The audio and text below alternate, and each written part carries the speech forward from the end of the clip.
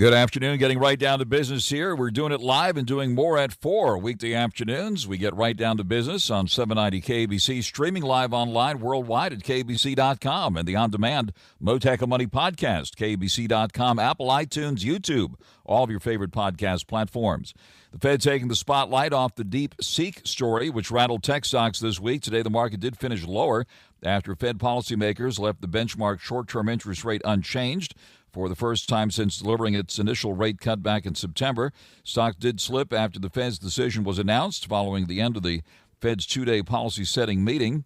The S&P 500 and Dow touching the lowest levels of the session, with investors appearing to focus on the language in the latest Fed policy statement, which came out this morning at 11 o'clock here at Los Angeles time, that removed a reference to inflation steadily returning to the Fed's 2% target. But after taking the podium, Chairman Powell quickly clarified that the change was not intended as a policy signal. Stocks then reversed. The major averages ended the day lower, but ended well off the session lows. Jerome Powell, the Fed chair, said the Fed has little clue on how potential President Trump tariffs will affect the economy or the inflation rate. Coming up later this hour, I'll be speaking live with Mark HAMRICK, senior economic analyst at Bankrate.com, who attended Fed Chairman Powell's news conference and got the chance to ask him a question about cryptos today. Speaking of which, Bitcoin back around 104,000 after a wild ride this week. Mark HAMRICK will join me live later this hour. The Dow came in for a closing loss of 137 points. The S&P 500 slipped 28, and the NASDAQ down by 101 points. Checking the bond yields now, the government debt selling off modestly today. The dollar ending the day higher, pushing yields a touch higher after the Fed cited somewhat elevated inflation in its policy statement. The yield in the 10-year note now at 4.54%. We did see the price of oil settling at the lowest level of the year so far, pressured by a new report from the Energy Information Administration reporting the first weekly gain in commercial crude inventories in 10 weeks. Crude oil falling below $73 a barrel after President Trump's pick for Commerce Secretary suggested tariffs on Canada and Mexico are not a done deal. In a Senate confirmation hearing, Howard Lutnick said the U.S.'s two biggest trading partners can avoid new levies if they take action on illegal migration and fentanyl flows, among other things. Lots to talk about. We are covering the news here minute by minute. The Dow seeing its worst start to a year since 2016 as Fed rate cuts hope fade for 2025.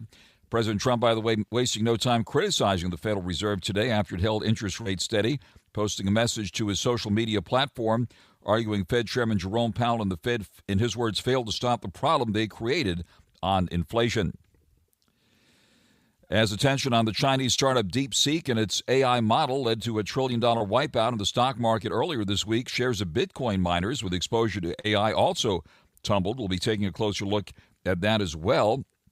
And today, Chinese tech company Alibaba released a new version of its AI model that it claims surpassed the highly acclaimed DeepSeek V3. The earnings parade, meanwhile, continues with Tesla reporting a fourth quarter gross profit that fell nearly 6% from last year to $4.18 billion. And we'll take a closer look at Tesla here coming up. Looks like the stock is higher in after-hours trading. The massive recovery efforts from the Southern California firestorms continues as local policies and spending come under intense scrutiny, including L.A. sanctuary city status. This is Huntington Beach, and the OC proclaims it's not a sanctuary city. President Trump today planning to sign the bill into law that mandates the detention and potential deportation of people in the U.S. illegally who are accused of theft and violent crimes before they've actually been convicted. The Lake and Riley Act, signed into law, is the second Trump administration's first piece of legislation. I'll discuss the latest news with the Honorable Dennis ZINE, former L.A. City Council member and former LAPD sergeant, current reserve officer with something like 56 years of service to the City of Angels. But first, on your money, the markets, the economy, the Fed, and the whole works now. Joining us live is Michael K. FARR, Chief Market Strategist at Hightower Advisors, as well as President of the investment advisory firm FARR Miller in Washington. You've seen him for years on CNBC, the Nightly Business Report with the late, great Paul Kangas, and most importantly, this program. Michael FARR, thank you very much for taking the call on this big day here this afternoon. Frank, it's a great pleasure to be with you, and I'm jealous you've got HAMRICK coming up. HAMRICK is the best. I love HAMRICK. Terrific. Well, he was there asking Fed Chair Powell a question or two this afternoon, so eager to hear what the mood was there right there in the room. So we'll have to stay tuned for that coming up later this hour. But I'm elated to have you on here as one of the leading market analysts here with a huge following. So, Michael FARR, give us your view of the markets here with the Fed holding the line on interest rates today. I think it was to be expected, Frank. They did what we thought that they would do. Markets still seem to move into tantrum mode. Even when the Fed does what the Fed has told us that they're going to do, markets go into tantrum, that they don't get more money, easier money, lower rates. We've been living on every utterance and breath from the Fed now for several years. I don't think it's really healthy. I think what the Fed has been trying to do is stop the tightening, not so much start an accommodation or easing. That's what Jay Powell's been saying in his comments, and they need to watch and wait. Wall Street is expecting 2 more rate cuts this year. I think that's max. I think maybe 1, and I think maybe in September, but we've got to see the data first. So I think the Fed did what they were supposed to do. I think rates are at a decent position right now, and if they're going to be data dependent, you have to watch and wait and let this economy play out. Economies don't turn quickly. It takes things a while for previous actions to actually translate into economic data. We've got to wait for the data. Rapid fire executive orders coming from the White House since President Trump took office just over a week ago. And it looks like he's clashing with Fed Chairman Powell, who he appointed in his first term, by the way. And some are saying that the comments President Trump made about the Fed holding the line today instead of lowering rates marked an escalation of what could be a coming clash between the president and the Fed over the direction of monetary policy. President Trump making it clear that he'd like to see interest rates lower. That's what he said at that Davos conference recently. What do you make of this dynamic playing out here now? One of the things I've said several times on the air in President Trump's first term is that there's very little more important to the economy than the independence of the Fed. The independence of the Fed needs to be sacrosanct. We've seen what happens when Congress tries to run the budget. We run into deficits, Frank. We've been running deficits for years. We've got the national debt now over $36 trillion, $36 trillion with a T dollars. Listen, the Fed's job is has a two jobs that they've got to have full employment and reasonable, stable economic growth and stable policy, stable rates. So we basically have that. The Fed's doing their jobs. They got us through a pandemic. They had some missteps, but President Trump, leave the Fed alone. Find somebody else to attack. You will do the economy more damage by attacking the Fed or trying to control the Fed and set rates yourself than almost anything I can imagine. And you're absolutely right about what you said. Every word, people hang on every word that the Fed says. So when somebody asks the Fed chairman a question, it could move the markets one way or the other. And today, right out of the gate, the Fed chairman had to tweak the Fed's policy statement on inflation, what they described as a language cleanup related to the description inflation is moving toward the central bank's 2% target, a change that was blamed for putting pressure on stocks and lifting yields during the trading day today. What is the outlook on inflation with President Trump opening the domestic oil production once again, proclaiming drill, baby, drill, and attacking inflation on that front? You have to be very careful, listen very carefully when President Trump is talking, because you don't know if he's posturing or if he's actually proposing policy. There's a lot more posture than there is policy with President Trump. And if that sounds critical, I got to tell you, I don't like it, but it's effective. So let's give the president his due. He gets results with a certain amount of bluster. Markets don't like these sort of disruptions. They don't like surprises, and President Trump really likes surprises, and he likes disruption. So this is a tougher time to be an investor and to go through markets.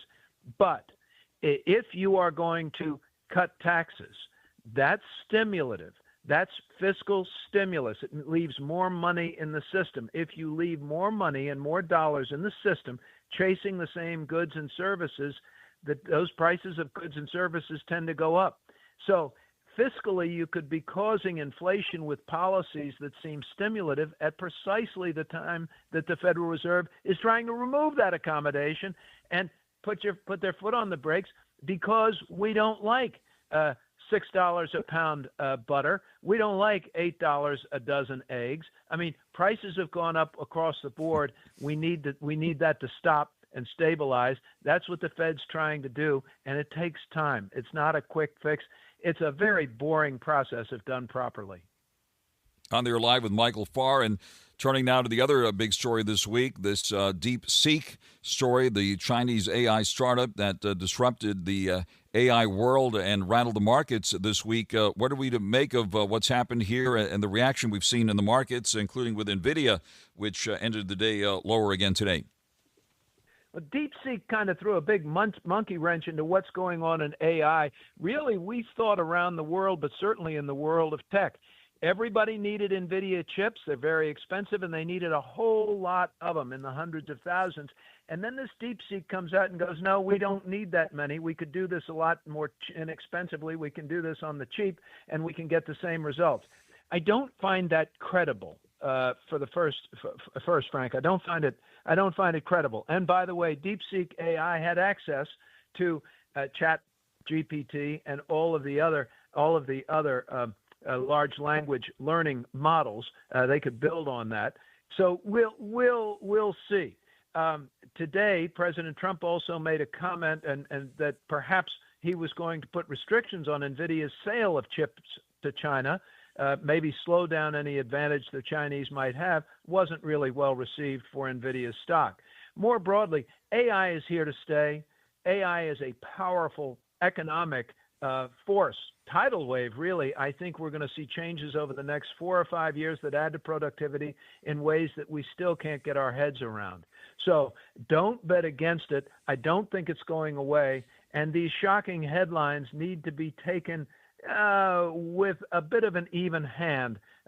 Too many emotional reactions really get to be very expensive.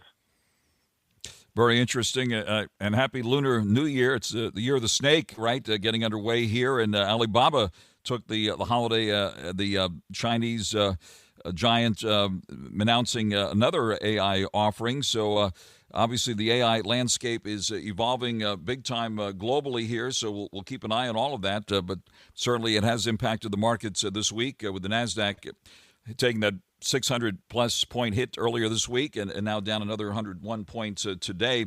The earnings parade continuing. Michael FARR, anything that's been catching your attention this afternoon? We see Tesla out with earnings. The stock had closed lower but is higher in after-hours trading. Looks like Meta out with its news and so on and so forth.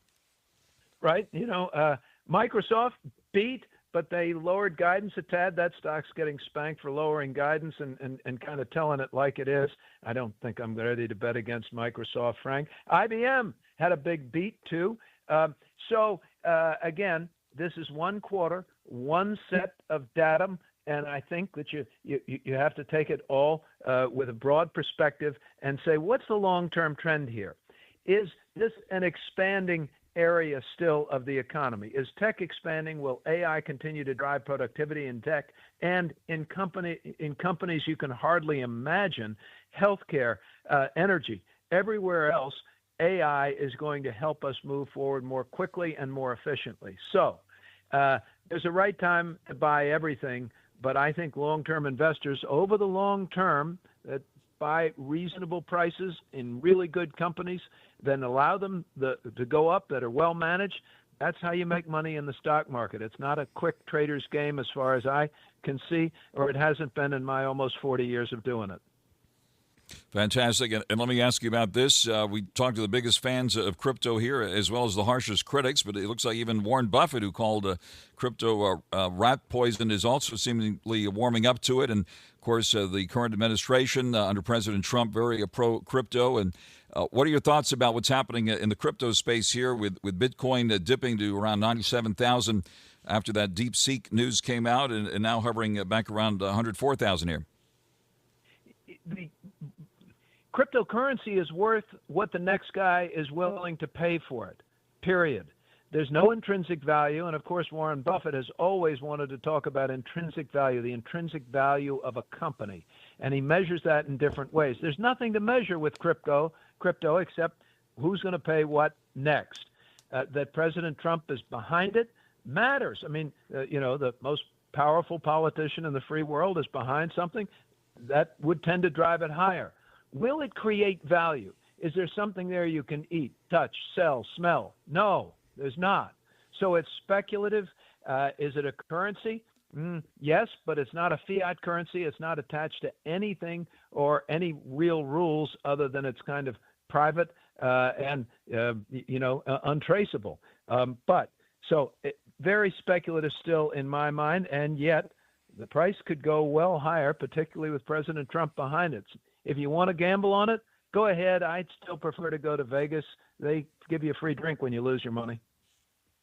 That is a very good point, and we heard the term digital gold as it relates to Bitcoin and the other cryptos. What about good old analog gold? Gold is still hovering near its all-time high right now. Let me pull up the latest here, around 2,774 an ounce. What about good old gold here? Good old gold is typically a great store of value, and the other thing that gold does, of course, is it's a measure of inflation.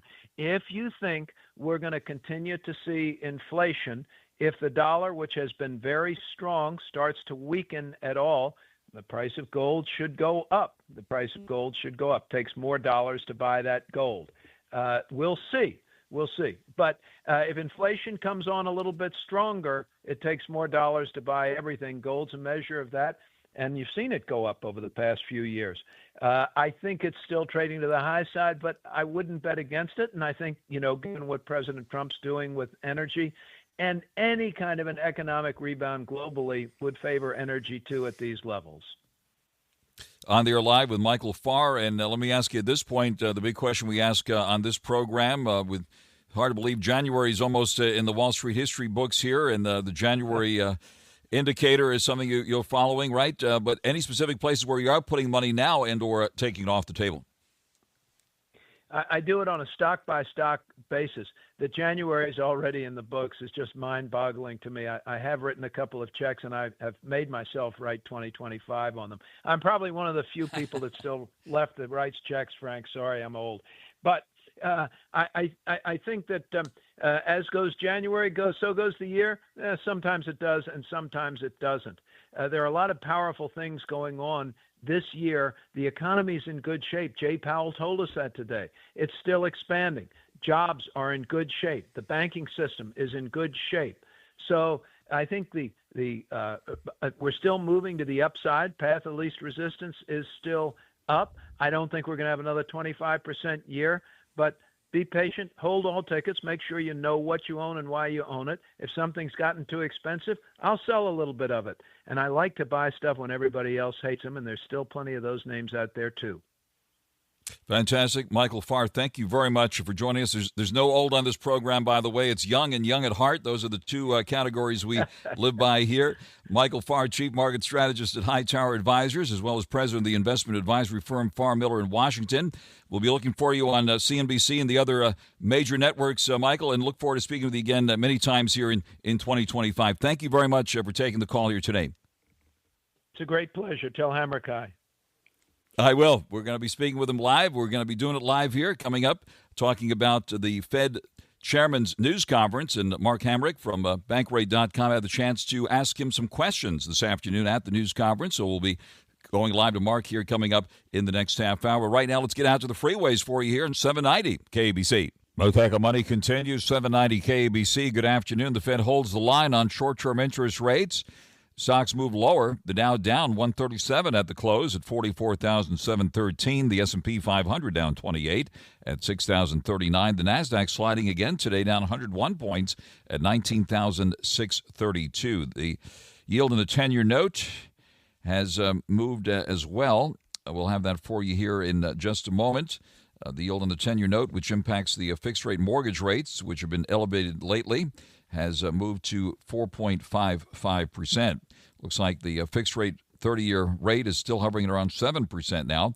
The price of oil pulling back below $73 a barrel today. Right now hovering at $72.95. The price of gold higher, up $4.50 at $2,774.30 an ounce at the moment. Silver up 20 cents at $31.59. Looks like the dollar firmed overseas on the Fed announcement. The dollar now 104 versus the euro. We're at 155 versus the Japanese yen and at 124 versus the British pound sterling. Cryptos all over the place this week. Bitcoin dipped to around 97,000 earlier in the week on that DeepSeek news, which we continue to follow, impacting the AI world. Right now, Bitcoin hovering just below 104,000.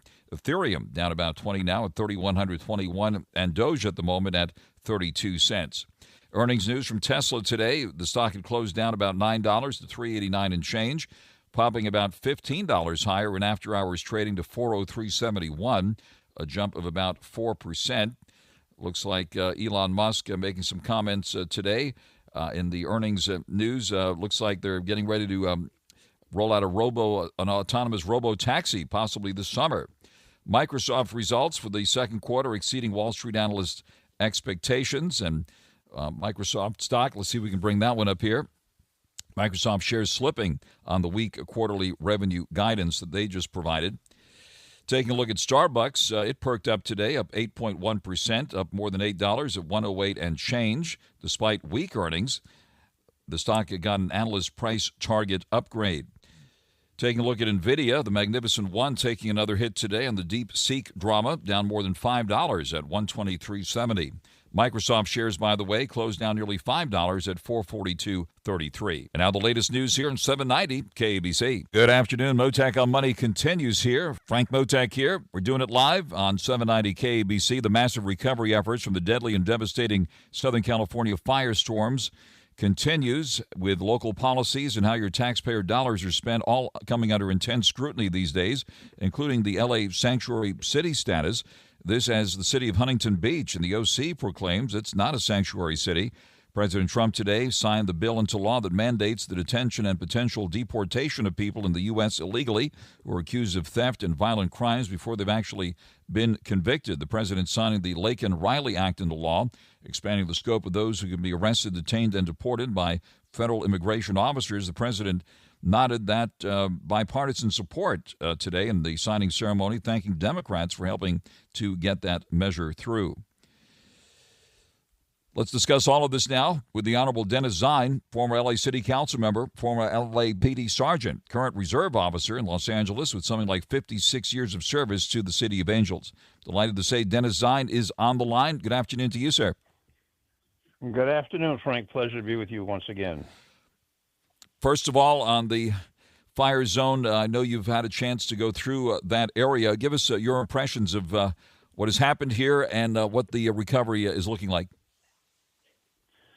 Frank, it's a very frightening area. It's tragic. I'm glad the residents, homeowners have been able to return to find out if their residence is standing or if it's been destroyed. So many have been destroyed. It is really a very sad environment to go through. I was on police patrols in that area last week.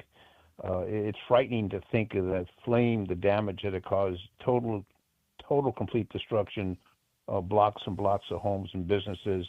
It's extremely tragic, and I know that they need to do the cleanup and then the rebuild, and I know that everyone wants to get it done. They want to blame the mayor for everything. It's not the mayor's fault. The mayor didn't start it. The mayor's trying to make it work, working with the city agencies, county agencies, state and federal agencies. Everybody's coming together, which they need to do in a time of crisis. And this is a crisis for those people that left that morning, never returned to a home or any of their personal belongings. Everything is just absolutely ashes. So now the federal government wants to come in and clean up the toxic material that is throughout the entire burn area. And then after that, it'll take, I say, sometimes 12 months to 18 months. It's not going to be a quick resolve. And then where they're going to transport the material, that city's complaining they don't want that material into their city. And then there comes the building process, the contractors, the architects, et cetera. It's going to be a long time in fulfilling that dream of returning to a residential area where people really enjoyed. People want to return. They love that area. They love the neighborhood. They love their friends. They love the shopping, et cetera. It was a city within a city. Very nice. And I worked there back in the late 60s. So I have vivid memories of the wonderful people, the wonderful place. It's a tragic situation, but it's going to take months. People can't think it's going to end quick. Finally, everyone's been able to return to their address to see what remains at that particular location. And they've been very anxious to do that because of a lot of issues. They weren't able to do that. But thank you to the National Guard and LAPD and the sheriffs and the fire department. I mean, everyone's working many, many hours to try and bring this back, but it's going to take years, I'm saying, estimated years to finally return that neighborhood to what it needs to be. The unthinkable has happened, and our heart goes out to everyone affected by this horrific disaster here. And you certainly, having served at City Hall for many years, have dealt with disasters in the past and are very familiar with the city budget situation and so forth, and how tax dollars are being spent. All of this coming under scrutiny now, as I mentioned, including the LA sanctuary city status of we did see Huntington Beach proclaiming it's not a sanctuary city. And what are your thoughts about this and how taxpayer money is being spent in the context of this disaster recovery now we're seeing? Well, Frank, I can honestly say that back in the late 60s and the early 60s, at least when I joined the LAPD, we were not a sanctuary city. Immigration was enforced by LAPD, and we did enforce immigration laws. And then over years, it turned, and we didn't enforce it. But at one time, it was enforced in the city of Los Angeles. So they're trying to return to that, but only for those at this time who are involved in criminal activity. The people who commit serious crimes within this region. I know the president has made it a mandate. Immigration is very active in enforcement. But the fact of the matter is we have laws in this land where you're going to follow the laws or we're not going to follow the laws. So I know the city councils, many city councils have said we're not going to enforce it. I understand that. The federal government will come in and enforce it. But one way or another, they're going to enforce. And hopefully they'll go after the criminal element, because we do have a criminal element that takes advantage of people, and they do commit serious crimes, and we need to do something other than the merry-go-round, which we saw happen with Gascon. At least our new district attorney is very effective in enforcing the law and going to trials, et cetera. But what I find happening is a return to what we call common sense.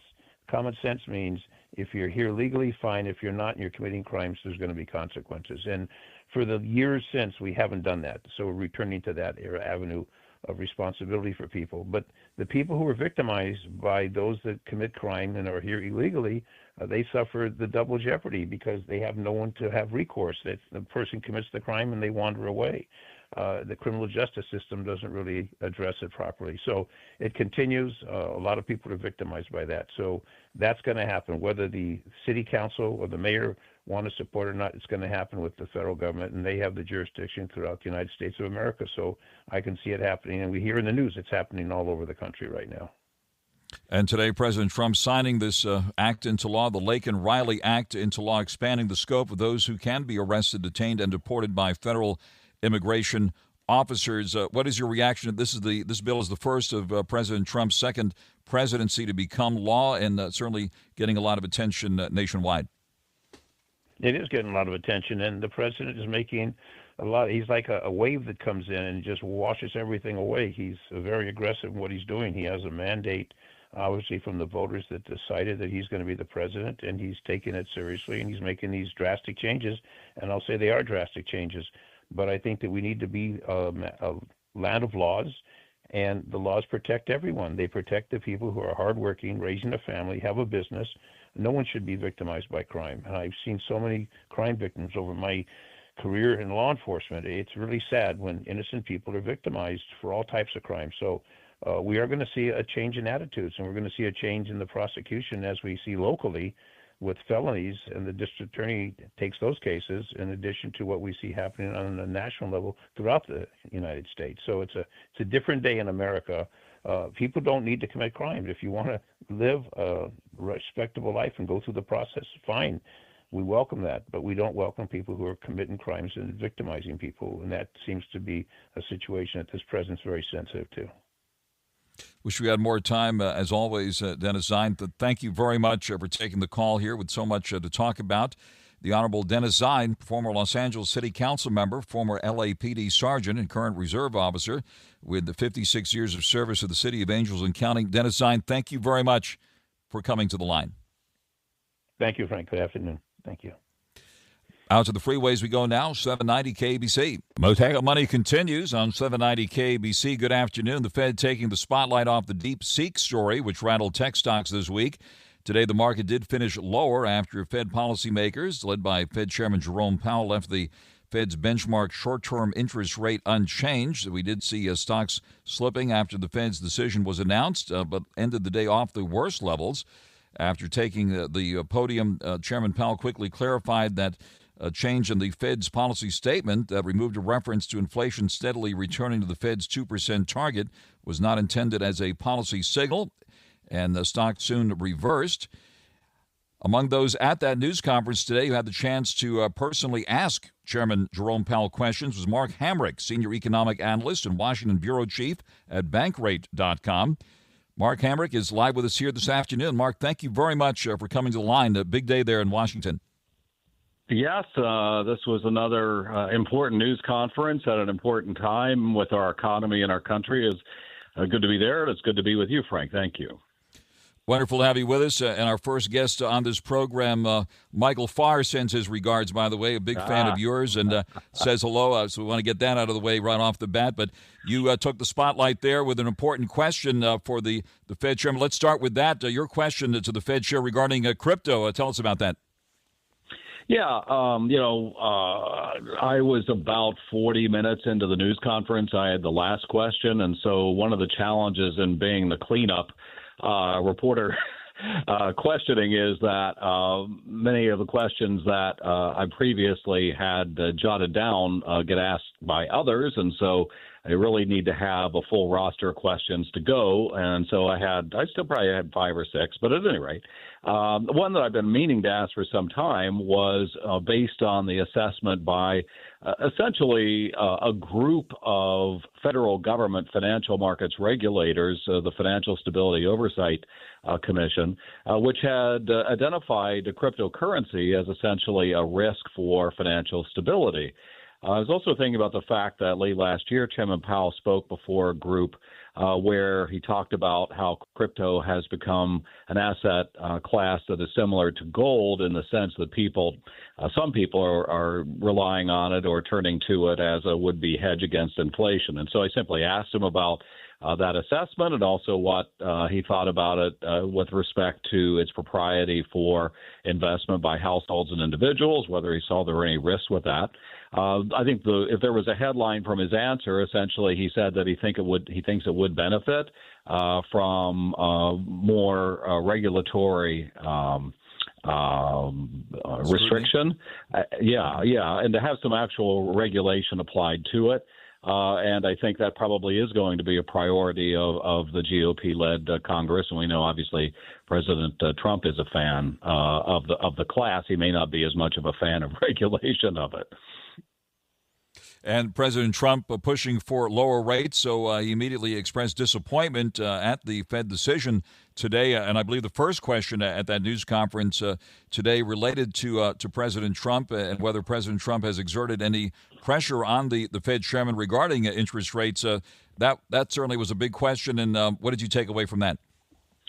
Well, I think what Powell is trying to do is not get drawn into, a negative round of rhetorical retorts. And so essentially he said that he has not heard from the president personally. He's not met with him. And he sort of left it at that. But what I would say is that, he knows that it's very important for the Fed to have a political independence. It was set up that way. It does obviously report to Congress with respect to its legislative mandate.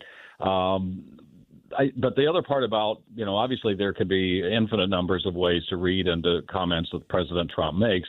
One of the things that the president said earlier was that he would like for oil prices to come down, and he suggested that from that, interest rates could then come down, suggesting that if oil prices came down, inflation would come down and rates would follow. I think Powell would say, well, if we have inflation come down closer to our 2% target, then yes, rates could and should come down. But, the president has been in office all of 9 days. We'll see what the direction of oil prices and inflation will be. Right, and the story here regarding the Fed policy statement, where he had to make the Fed chairman made a clarification.